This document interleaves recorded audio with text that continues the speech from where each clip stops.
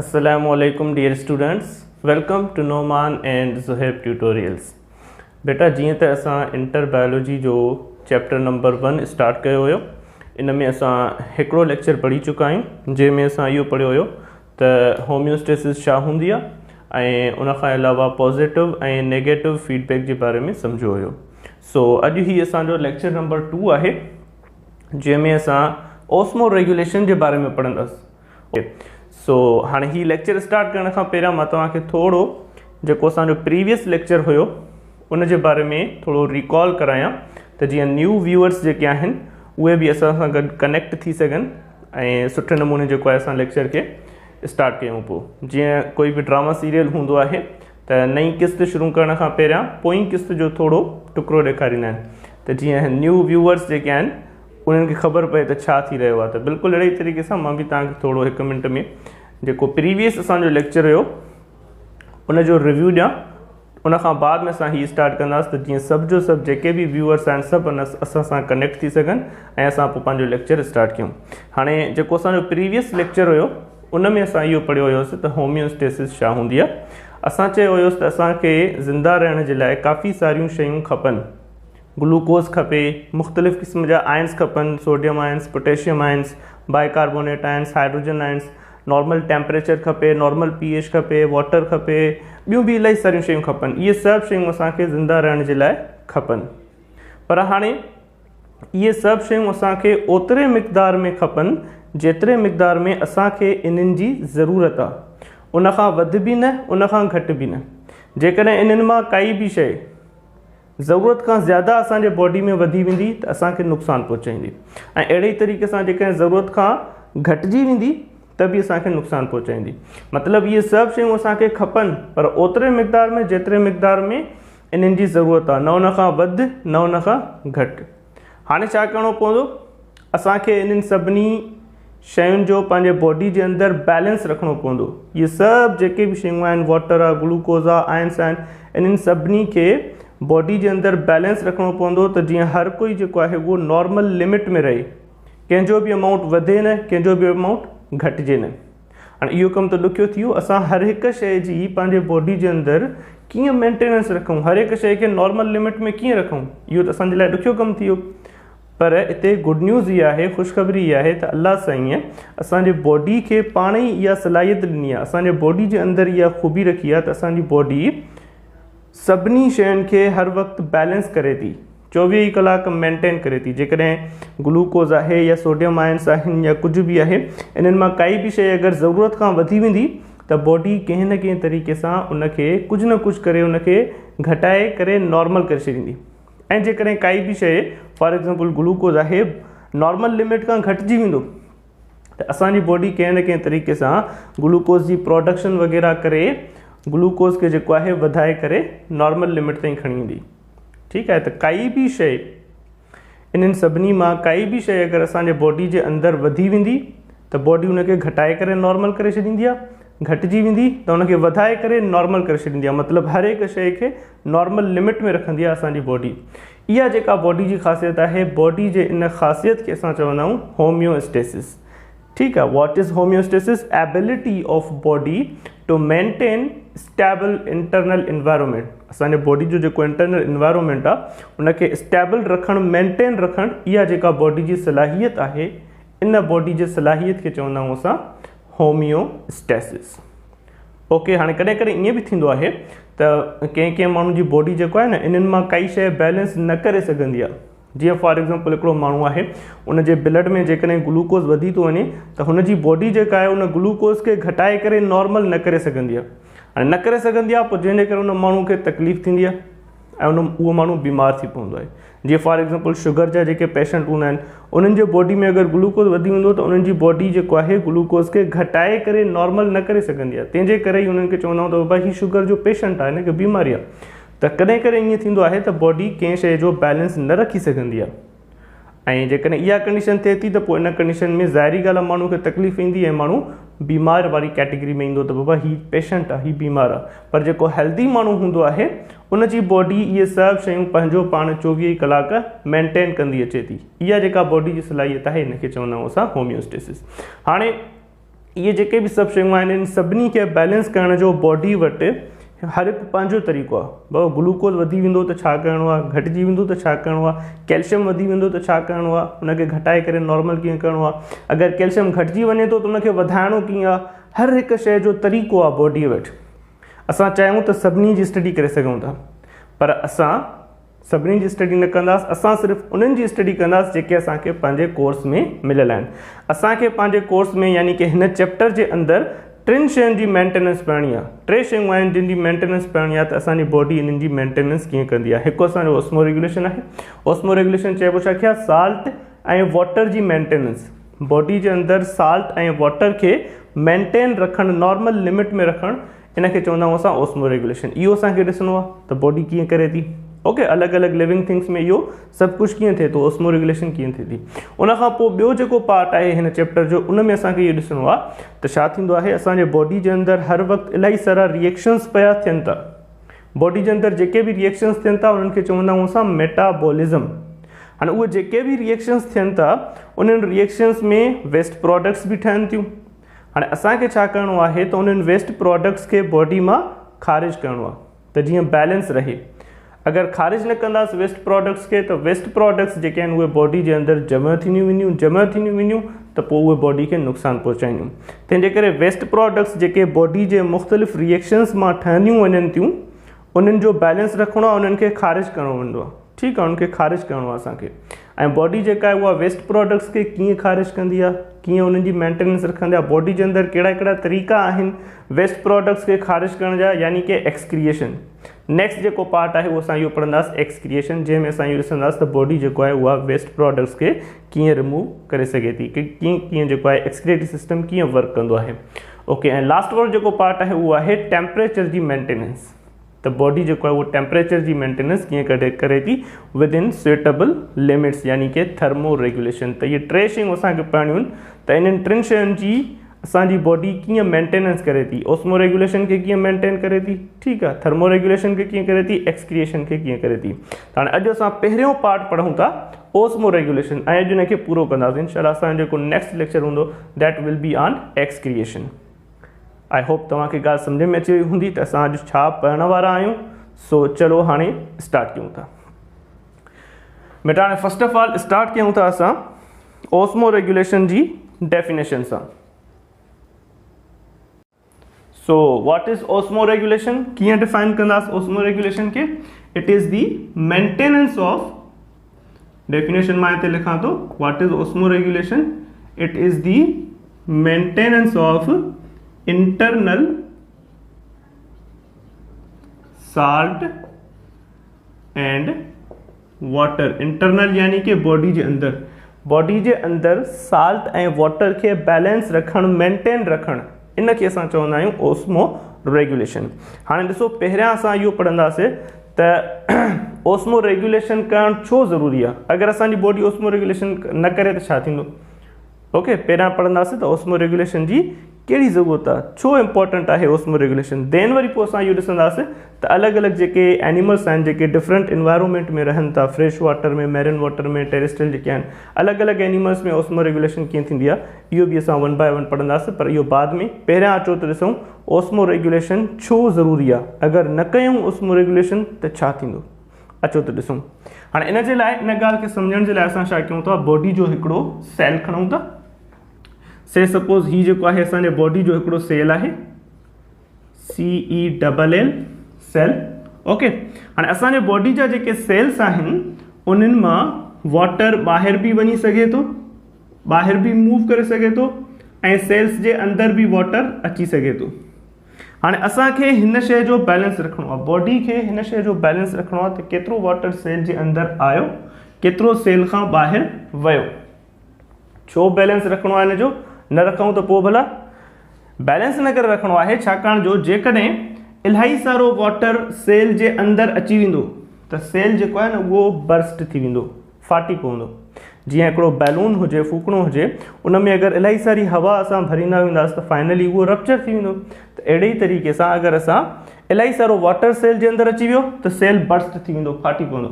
ऐं जेकॾहिं इलाही सारो वाटर सेल खां ॿाहिरि हलियो वियो, इलाही सारो वाटर सेल खां ॿाहिरि हलियो वियो, त सेल जेको आहे उहो छा थी वेंदो, श्रिंक थी वेंदो, सुसी वेंदो।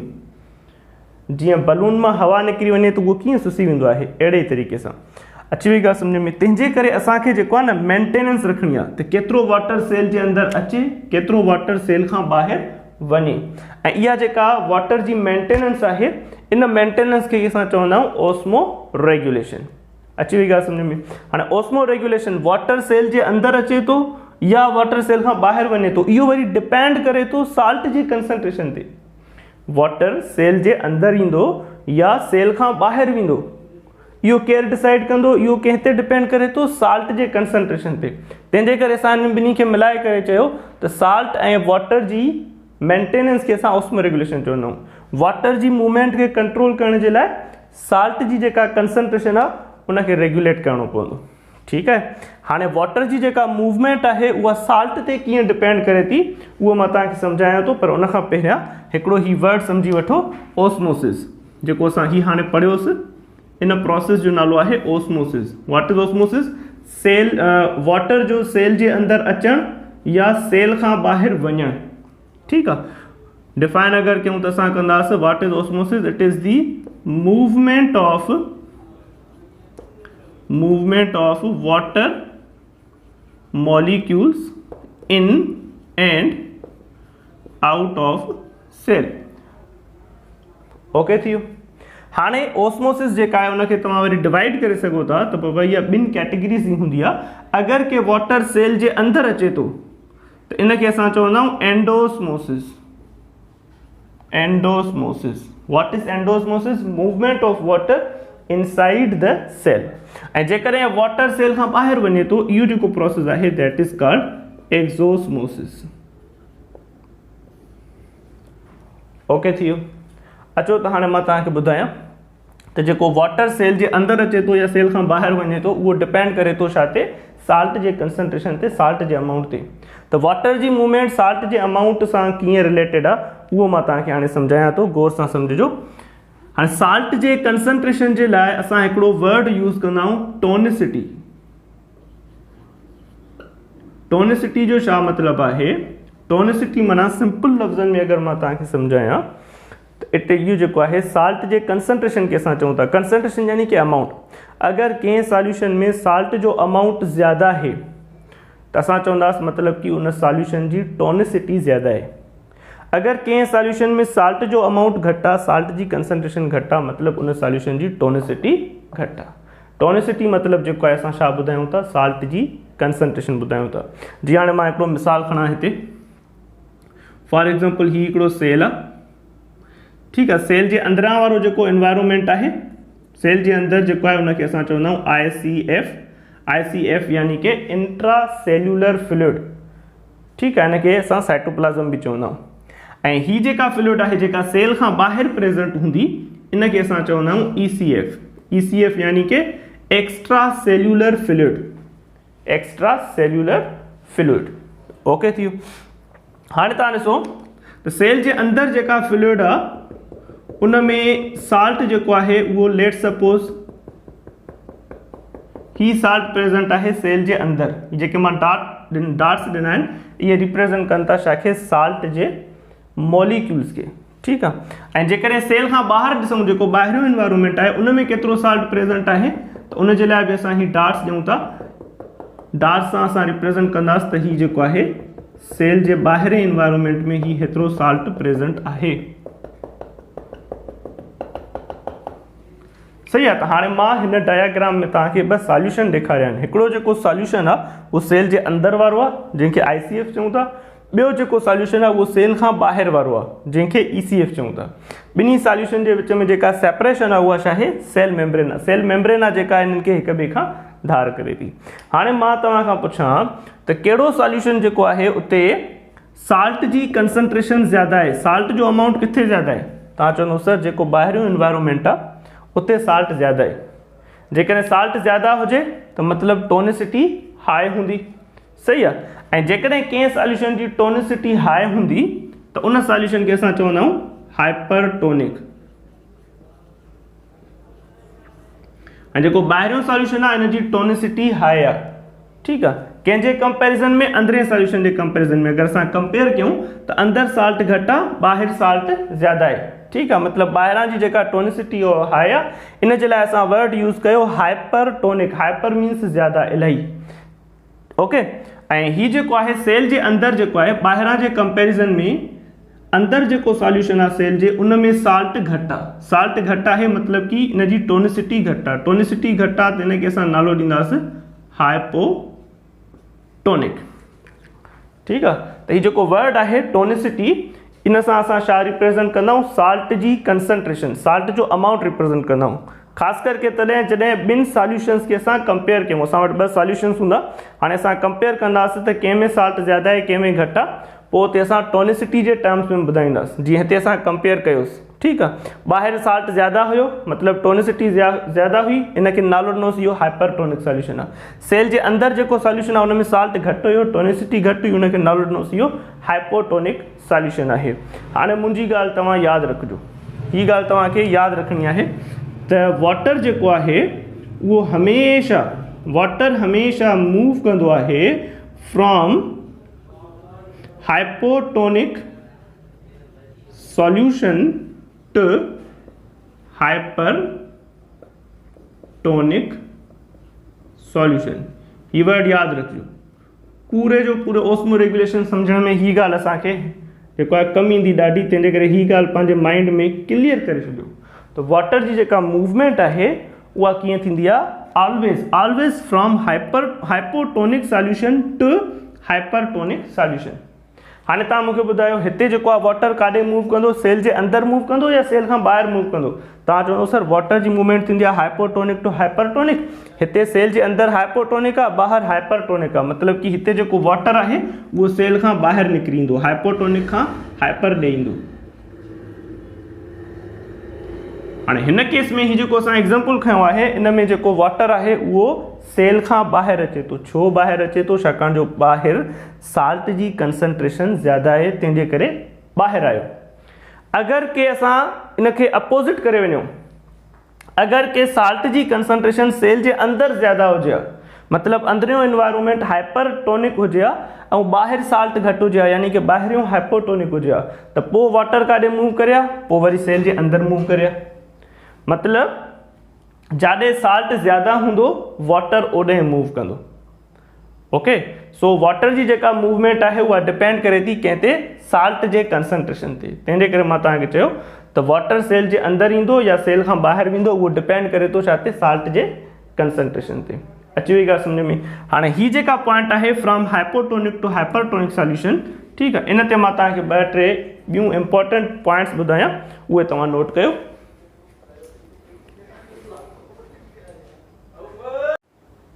ओके, हाणे असां इहो डिस्कस करे वियासीं त वाटर जेको आहे उहो मूव कंदो आहे from hypotonic solution to hypertonic solution. इहा ॻाल्हि तव्हांखे यादि रखणी आहे। हाणे इन ॻाल्हि ते ॿ टे ॿियूं पॉइंट्स तव्हां नोट कयो। तव्हां ॾिसो हाइपोटोनिक सॉल्यूशन मतिलबु छा आहे? इन जो मतिलबु इहो आहे त ही जेको सॉल्यूशन आहे, हिन जी टोनिसिटी घटि आहे। हाइपोटोनिक उन सॉल्यूशन खे चवंदासीं जंहिंजी टोनिसिटी छा हुजे? लो हुजे, लो टोनिसिटी। हाइपरटोनिक उन सॉल्यूशन खे चवंदासीं जंहिंजी टोनिसिटी हाई हुजे। सही थियो? मतिलबु असां ईअं बि चई सघूं था त वाटर जेको आहे उहो मूव कंदो आहे from an area of low tonicity to high tonicity. Water जेको आहे लो टोनिसिटी वारी एरिया खां मूव कंदो आहे हाई टोनिसिटी वारी एरिया ते। जेकॾहिं कंहिं बुक जे अंदरि ईअं लिखियलु आहे त बि सही आहे, छाकाणि जो ॻाल्हि त साॻी आहे, हाइपोटोनिक खां हाइपरटोनिक। ओके थियो? लो टोनिसिटी जो छा मतिलबु आहे? लो टोनिसिटी जो मतिलबु आहे त हिते साल्ट जेको आहे न उहो घटि प्रेज़ेंट आहे। साल्ट जी जेका कंसंट्रेशन आहे उहा लो आहे। लो टोनिसिटी मतिलबु लो साल्ट कंसंट्रेशन। ऐं हाई टोनिसिटी मतिलबु कि हाई साल्ट कंसंट्रेशन। त कंहिं बुक जे अंदरि हीअं बि लिखियलु हूंदो त वाटर जेको आहे उहो मूव कंदो आहे from an area of low salt concentration to high salt concentration. Water जेको आहे उहो मूव कंदो आहे लो साल्ट कंसंट्रेशन खां हाई साल्ट कंसंट्रेशन ॾे। तव्हांखे कंहिं बुक जे अंदरि ईअं लिखियलु मिली सघे थो। अगरि ईअं लिखियलु आहे त बि ठीकु आहे, ॻाल्हि त साॻी आहे, हाइपोटोनिक खां मूव करे थो हाइपरटोनिक। ओके, हाणे हिते ॾिसो त जंहिं सॉल्यूशन जे अंदरि साल्ट घटि हूंदो उहो सॉल्यूशन जेको आहे न छा हूंदो, शिड्रो हूंदो, उहो एतिरो घाटो न हूंदो। ठीकु आहे, तव्हां ॾिसो हिकिड़ो सॉल्यूशन आहे, उन में तव्हां साल्ट सफ़ा थोरो मिलायो आहे, त उहो जेको सॉल्यूशन आहे शिड्रो हूंदो। ऐं हिकिड़ो सॉल्यूशन आहे जंहिंमें तव्हां इलाही सारो साल्ट मिलायो आहे, इलाही सारो साल्ट मिलायो आहे, त उहो छा थी वेंदो, घाटो थी वेंदो। त जंहिं सॉल्यूशन जे अंदरि साल्ट थोरो आहे मतिलबु उहो शिड्रो हूंदो, उहो एतिरो घाटो न हूंदो। मतिलबु कि असां चई सघूं था त हीउ जेको सॉल्यूशन हूंदो इहो लेस कंसंट्रेटेड हूंदो, लेस कंसंट्रेटेड। ओके, ऐं हीउ जेको सॉल्यूशन आहे इहो मोर कंसंट्रेटेड हूंदो, यानी कि हीउ ज़्यादा घाटो हूंदो, मोर कंसंट्रेटेड। ओके थी वियो। अञा जेको आहे हिनखे ईअं बि डिफाइन करे सघूं था असां।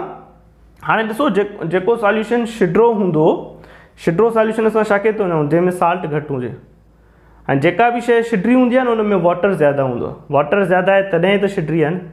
ऐं जेका शइ घाटी हूंदी उन में वाटर घटि हूंदो, हिते साल्ट ज़्यादा हूंदो, वाटर घटि हूंदो, तंहिंजे करे घाटो आहे। हिते साल्ट घटि आहे, वाटर ज़्यादा आहे, तंहिंजे करे ई त शिड्रो आहे न। मतिलबु हीउ जेको सॉल्यूशन आहे हिन में वाटर जो अमाउंट छा हूंदो, वाटर जी कंसंट्रेशन छा हूंदी, हाई हूंदी। असां लिखंदासीं जेको हाइपोटोनिक सॉल्यूशन हूंदो आहे उन में वाटर जी जेका कंसंट्रेशन आहे उहा छा हूंदी, हाई हूंदी, हाई वाटर कंसंट्रेशन। ऐं हिते जेको आहे हिन में ही कंसंट्रेटेड आहे, तंहिंजे करे हिते जेको आहे वाटर जी कंसंट्रेशन छा हूंदी, लो हूंदी, लो वाटर कंसंट्रेशन। हाणे ही जेको आहे अलॻि अलॻि वर्ड्स आहिनि पर हिननि सभिनी जो मतिलबु साॻियो आहे। तव्हांखे कंहिं बुक में हीअं लिखियलु मिलंदो, कंहिं में हीअं लिखियलु मिलंदो, कंहिं में हीअं लिखियलु मिलंदो, ॻाल्हि सभिनी जी साॻी आहे। ठीकु आहे, जेकॾहिं कंहिं बुक में ईअं लिखियलु आहे त वाटर जेको आहे उहो लेस कंसंट्रेटेड सॉल्यूशन खां मूव कंदो आहे मोर कंसंट्रेटेड सॉल्यूशन ॾे। ठीकु आहे, ओके आहे।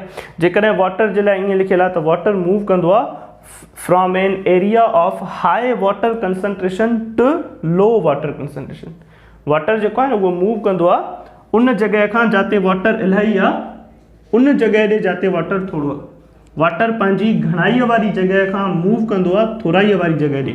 ऐं जॾहिं बि कोई मॉलिक्यूल पंहिंजी हाई कंसंट्रेशन खां मूव कंदो आहे लो कंसंट्रेशन ॾे त इन प्रोसेस में एनर्जी ख़र्च न थींदी आहे, इन प्रोसेस में एनर्जी ख़र्च न थींदी आहे। तंहिंजे करे ही जेको असां ओस्मोसिस वारो प्रोसेस पढ़ियोसीं न, हिन जे लाइ तव्हां यादि रखंदव osmosis is a passive process. छो था चऊं पैसिव प्रोसेस, बिकॉज हिन प्रोसेस में एनर्जी नीडिड न हूंदी आहे, नो एनर्जी नीडिड। बाबा छो न हूंदी आहे एनर्जी नीडिड, उहो इन करे छाकाणि वाटर जेको आहे न पंहिंजी हाई कंसंट्रेशन वारी एरिया खां मूव करे थो लो कंसंट्रेशन वारी एरिया ॾे। जॾहिं बि कोई मॉलिक्यूल पंहिंजी घणाईअ वारी जॻह खां मूव करे थोराईअ वारी जॻह ॾे उते जेको एनर्जी ख़र्च न थींदी आहे उहो पैसिव प्रोसेस हूंदो आहे। अची वई ॻाल्हि सम्झ में? ठीकु आहे। त हाणे ही सभई ॻाल्हियूं जेके आहिनि सभिनी वर्ड्स जो मतिलबु साॻियो ई आहे। ऐं ही सभु असांखे छा ॿुधाइनि थी, वाटर जे मूवमेंट जी डायरेक्शन ॿुधाइनि थियूं। वाटर जे मूवमेंट खे असां ओस्मोसिस चवंदा आहियूं। मतिलबु ही सभु जेको आहे असां छा लिखो आहे, ओस्मोसिस जी डायरेक्शन लिखी आहे। त ओस्मोसिस कहिड़ी डायरेक्शन में थींदी आहे, हिन डायरेक्शन खां हुन डायरेक्शन में थींदी आहे। ठीकु आहे, त हाणे ही सभु वर्ड्स तव्हांखे यादि रखणा आहिनि। पर हाणे अॻिते जेको असां हिन लेक्चर जे अंदरि यूज़ कंदासीं उहो बसि ही यूज़ कंदासीं। तव्हांखे यादि रखिणो आहे त वाटर जेको आहे उहो मूव कंदो आहे from hypotonic solution to hypertonic solution. Okay, I hope तव्हांखे इहा ॻाल्हि सम्झ में अची वई हूंदी। बेटा हाणे इहो जेको असां सभु कुझु पढ़ियोसीं इहो मां तव्हांखे थोरो अप्लाई करायां बॉडी जे पंहिंजनि सेल्स ते। ठीकु आहे, उन खां बाद में असां पढ़ंदासीं osmoregulation in fresh water animals. So हाणे तव्हां ॾिसो हीअ असांजे बॉडी जो हिकिड़ो ऑर्गन आहे, लिवर आहे। ठीकु आहे, छाजो ठहियलु हूंदो, सेल्स जो ठहियलु हूंदो। ही 3 सेल्स मां ठाहिया आहिनि। ठीकु आहे, लिवर जे सेल्स खे असां नालो ॾींदा आहियूं हिपैटोसाइट्स। मां तव्हांखे पहिरियां बि ॿुधायो त सेल जे अंदरि जेका फ्लूइड हूंदी आहे उनखे नालो ॾींदा आहियूं असां ICF, इंट्रा सेल्युलर फ्लूइड। ऐं सेल्स जे ॿाहिरां ही जेका सॼी एरिया आहे, सेल्स जे ॿाहिरां हे जेका हिते फ्लूइड प्रेज़ेंट हूंदी, इन सॼी फ्लूइड खे चवंदासीं दैट इज़ ECF। ECF यानी कि एक्स्ट्रा सेल्युलर फ्लूइड, उहा फ्लूइड जेका सेल्स खां ॿाहिरि प्रेज़ेंट हूंदी आहे। ECF खे असां टिश्यू फ्लूइड बि चवंदा आहियूं, यादि रखिजो। ओके, हाणे तव्हां ॾिसो त ही हिकिड़ो सेल जेको आहे न मां हेठि लाहे रखां थो, बल्कि इहे 3 सेल्स जेके आहिनि असां हेठि लाहे रखूं था। हाणे तव्हां ॾिसो त अगरि इन्हनि सेल्स जे जेको ही ॿाहिरां वारो एनवायरमेंट आहे यानी कि ECF, अगर ECF जेको आहे न उहा हाइपरटोनिक आहे, अगर ECF जेका आहे उहा छा आहे हाइपरटोनिक आहे। जीअं तव्हां ॾिसी सघो था त हिते जेको ही सेल जे ॿाहिरां वारो एनवायरमेंट आहे इन में असां साल्ट इलाही रखियो आहे, ऐं सेल जे अंदरि इन जे कंपेरिज़न में सेल जे अंदरि जेको साल्ट आहे उहो छा आहे घटि आहे। अगरि हिते हाणे लिवर जे अंदरि हीअं हूंदो त सेल जे अंदरि साल्ट घटि हूंदो, सेल खां ॿाहिरि जेको आहे ECF में साल्ट ज़्यादा हूंदो, त पोइ छा थींदो? तव्हां चवंदो सर हीउ जेको ॿाहिरियों एनवायरमेंट आहे इहो हाइपरटोनिक थी वेंदो, छाकाणि जो साल्ट इलाही आहे। इन जे कंपेरिज़न में जेको सेल जे अंदरि एनवायरमेंट आहे उहो छा थी वेंदो हाइपोटोनिक थी वेंदो। ऐं हाणे छा थींदो? हाणे इहो थींदो त असां पढ़ियो आहे वाटर जेको आहे उहो मूव कंदो from hypotonic solution to hypertonic solution. मतिलबु अगरि ईअं हूंदो लिवर जे अंदरि अगरि हीअं सेटअप हूंदो त जेको वाटर आहे उहो सेल्स खां ॿाहिरि निकिरी हलियो वेंदो, ICF मां निकिरी वाटर जेको आहे उहो काॾे हलियो वेंदो ECF में हलियो वेंदो। सर इन खे त असां एक्ज़ोऑस्मोसिस चवंदा आहियूं, मतिलबु इहा हिते एक्ज़ोऑस्मोसिस थिए थी। हा बाबा ठीकु आहे, इहा जेको आहे हिते छा थी एक्ज़ोऑस्मोसिस थी। सर एक्ज़ोऑस्मोसिस थींदी वाटर ॿाहिरि हलियो वेंदो त पोइ सेल त श्रिंक करे वेंदो। हा सेल हिते श्रिंक करे वेंदो। सर पोइ ईअं त न थियणु खपे, ईअं न थियणु खपे, ठीकु आहे। मतिलबु तव्हांखे इहो यादि रखिणो आहे त असांजे बॉडी जा जेके सेल्स आहिनि न उन्हनि जे ॿाहिरां वारो एनवायरमेंट हाइपरटोनिक न हुजणु खपे। अगरि ॿाहिरां वारो एनवायरमेंट हाइपरटोनिक हूंदो त पोइ वाटर जेको आहे उहो सेल्स खां ॿाहिरि निकिरी ईंदो, छाकाणि जो ॿाहिरां वारो हाइपरटोनिक हूंदो त उनजे कंपेरिज़न में अंदरियों जेको सॉल्यूशन आहे उहो हाइपोटोनिक थी वेंदो, जंहिंजे करे एक्ज़ोऑस्मोसिस थींदी ऐं सेल छा थी वेंदो श्रिंक थी वेंदो। त मतिलबु असांजे बॉडी जे सेल्स जे ॿाहिरां हाइपरटोनिक एनवायरमेंट न हुजणु खपे। अची वई ॻाल्हि सम्झ में? साईं जेकॾहिं हाइपोटोनिक हुजे त पोइ भला, जेकॾहिं फॉर एग्ज़ाम्पल हीअ असांजे बॉडी जो सेल आहे, इन में ही साल्ट कंसंट्रेशन प्रेज़ेंट आहे ऐं इन जे ॿाहिरि जेको आहे साल्ट कंसंट्रेशन हीअ आहे। हाणे तव्हां ॾिसंदव त सेल जे ॿाहिरि, ठीकु आहे, सेल आहे, सेल जे ॿाहिरि हिन एरिया में जेको साल्ट आहे उहो छा आहे लो आहे, साल्ट जी कंसंट्रेशन लो आहे। मतिलबु जेको ॿाहिरियों सॉल्यूशन आहे उहो अंदरें सॉल्यूशन जे कंपेरिज़न में छा आहे हाइपोटोनिक आहे। ॿाहिरि साल्ट घटि आहे ऐं हिन जे कंपेरिज़न में अंदरि सेल जे अंदरि साल्ट ज़्यादा आहे। मतिलबु जेको सेल जे अंदरां वारो एनवायरमेंट आहे उहो छा थी वियो, उहो हाइपरटोनिक थी वियो। सर हाणे हिते कीअं छा थींदो? हिते ईअं थींदो जेको असां पढ़ियो आहे उहो ई थींदो। त वाटर जी मूवमेंट थींदी from hypotonic solution to hypertonic solution, यानी कि हिन केस में जेको आहे न वाटर सेल जे अंदरि मूव कंदो, अंदरि मूव कंदो त सर हिनखे एंडोऑस्मोसिस चवंदासीं। बिल्कुलु ठीकु ॻाल्हि आहे, हिनखे एंडोऑस्मोसिस चवंदासीं। सर पोइ जेकॾहिं वाटर इलाही सारो अंदरि अची वेंदो पोइ सेल त बर्स्ट थी वेंदो। हा सेल बर्स्ट थी वेंदो, मतिलबु कि सर पोइ इहो त नुक़सानु थी वियो। बिल्कुलु इहो नुक़सानु थी वियो, मतिलबु कि ईअं न थियणु खपे। असांजे बॉडी जा जेके सेल्स आहिनि उन्हनि जे ॿाहिरां वारो एनवायरमेंट हाइपोटोनिक न हुजणु खपे। छो? छाकाणि जो हाइपोटोनिक हूंदो त वाटर जेको आहे उहो सेल जे अंदरि ईंदो, एंडोऑस्मोसिस थींदी, सेल बर्स्ट थी वेंदो। असांजे बॉडी जा जेके सेल्स आहिनि उन्हनि जो जेको ॿाहिरियों एनवायरमेंट आहे उहो हाइपरटोनिक बि न हुजणु खपे। छो? छाकाणि जो उन केस में वाटर ॿाहिरि हलियो वेंदो, एक्ज़ोऑस्मोसिस थींदी, सेल श्रिंक थी वेंदो। सर त पोइ कीअं हुजणु खपे? ईअं हुजणु खपे त जेतिरो साल्ट सेल जे अंदरि हुजे ICF में ओतिरी साल्ट जी कंसंट्रेशन ॿाहिरे एनवायरमेंट में यानी कि ECF में हुजणु खपे, ठीकु आहे। तॾहिं जेको आहे छा थींदो त जेका वाटर जी नेट मूवमेंट आहे उहा ज़ीरो थी वेंदी। जीअं फॉर एग्ज़ाम्पल मां हिते तव्हांखे ठाहे ॾेखारियां थो। फॉर एग्ज़ाम्पल हीअ जेको आहे साल्ट जी कंसंट्रेशन आहे सेल जे अंदरि, ऐं सेल खां ॿाहिरि जेको आहे सेल खां ॿाहिरि बि असां एतिरो ई साल्ट ठाहियूं था। त हाणे असां ॾिसंदासीं त जेतिरो साल्ट सेल खां ॿाहिरि आहे ओतिरो ई साल्ट सेल जे अंदरि आहे। मतिलबु जेतिरी टोनिसिटी अंदरि आहे ओतिरी टोनिसिटी ॿाहिरि आहे। हे जेके ॿई सॉल्यूशन्स आहिनि, सेल जे ॿाहिरां वारो ऐं सेल जे अंदरां वारो, ॿिन्ही जी टोनिसिटी सेम आहे। तंहिंजे करे असां चवंदासीं त इहे ॿई जेको आहे न आइसोटोनिक आहिनि। इहे ॿई हाणे छा आहिनि आइसोटोनिक। आइसो मीन्स सेम, मतिलबु हिन जी टोनिसिटी छा आहे सेम आहे। सर पोइ हाणे वाटर काॾे मूव कंदो? वाटर जे लाइ असां पढ़ो आहे त वाटर मूव कंदो आहे हाइपोटोनिक सॉल्यूशन खां हाइपरटोनिक सॉल्यूशन ॾे। हिते त ॿई आइसोटोनिक आहिनि, ॿिन्ही जी कंसंट्रेशन साल्ट कंसंट्रेशन सेम आहे। हिते कोई हाइपोटोनिक न आहे, कोई हाइपरटोनिक न आहे। मतलब कि हिते वाटर जी मूवमेंट भी न थींदी। वाटर जी मूवमेंट तॾहिं थींदी जॾहिं हिकिड़ो हाइपोटोनिक हुजे त ॿियो हाइपरटोनिक हुजे, पर हिते त ॿई जेको आहे ॿिन्ही जी साल्ट कंसंट्रेशन सेम आहे, ॿई आइसोटोनिक आहिनि।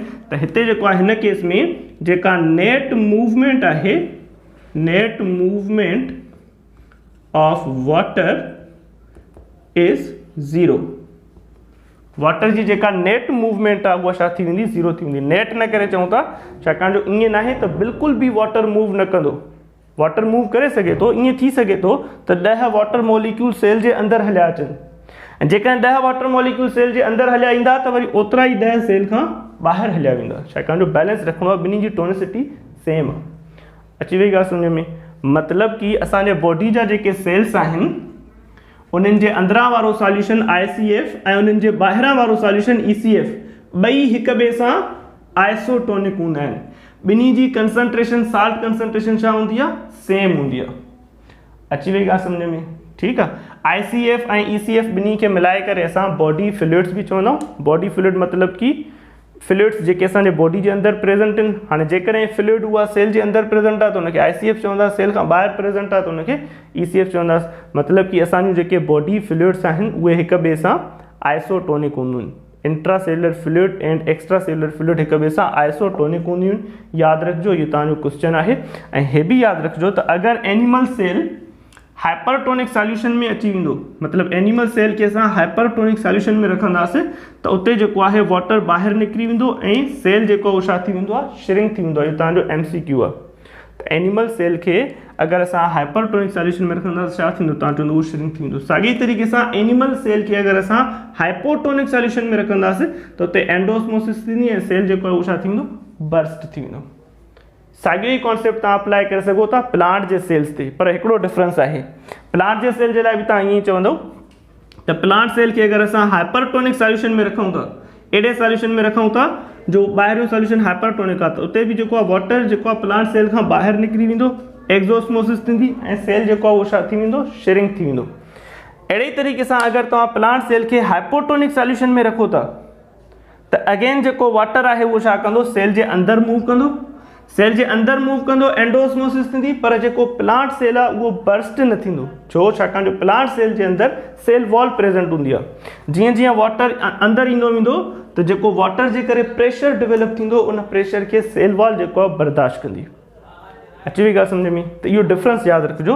अगरि एनिमल सेल खे तव्हां हाइपोटोनिक सॉल्यूशन में रखो था त एनिमल सेल बर्स्ट थी वञे थो। छो थो बर्स्ट थिए? छाकाणि जो एंडोस्मोसिस थिए थी, वाटर अंदरि अचे थो सेल जे। अगरि प्लांट सेल खे असां हाइपोटोनिक सॉल्यूशन में रखूं था त एंडोस्मोसिस त थींदी, वाटर अंदरि त ईंदो, पर प्लांट जो सेल बर्स्ट न थींदो। त इहे कुझु MCQs आहिनि, तव्हांजा इंपॉर्टेंट पॉइंट्स आहिनि, इहे तव्हां नोट करे छॾियो।